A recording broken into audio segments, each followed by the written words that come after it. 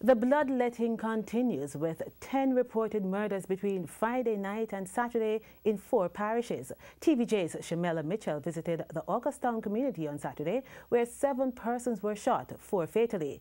Another 2 are now battling for life in hospital.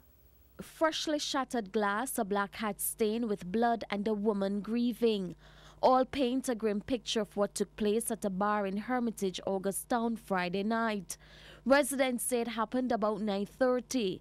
Despite our news story on Friday about increased tension and fear because of recent shootings and criminal activities, TVJ News understands that persons were at a regular hangout spot when gunmen struck. Gunmen went in and ordered the proprietor to hand over cash, which a struggle ensued, and shots were fired by those gunmen, which about 7 persons were shot.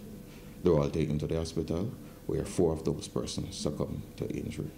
3 of those killed have been identified as 37-year-old businessman Ricardo Manhurst, 27-year-old deliverman Ricardo Clark, and 19-year-old Hakeem Sanchez. The police believe the incident is linked to a gang feud. A father of one of those killed says he saw his son just hours before his death.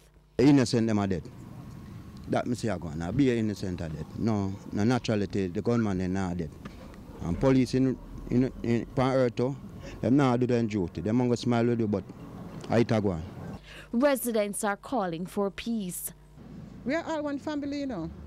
Augustown and Hermitage, a lot of family. We are all one family. So I don't really know. It's sad. It's sad. Nobody want to go out to shop. The children them scared to go to school. We're just sad. People afraid to go to church because you don't know. It's sad, it's sad, it's sad. Since the start of the year, 6 persons have been killed in the community of Augustown, which only last year started to see a resurgence of crime after a year without any recorded murders in 2016. Shamela Mitchell, TVJ News.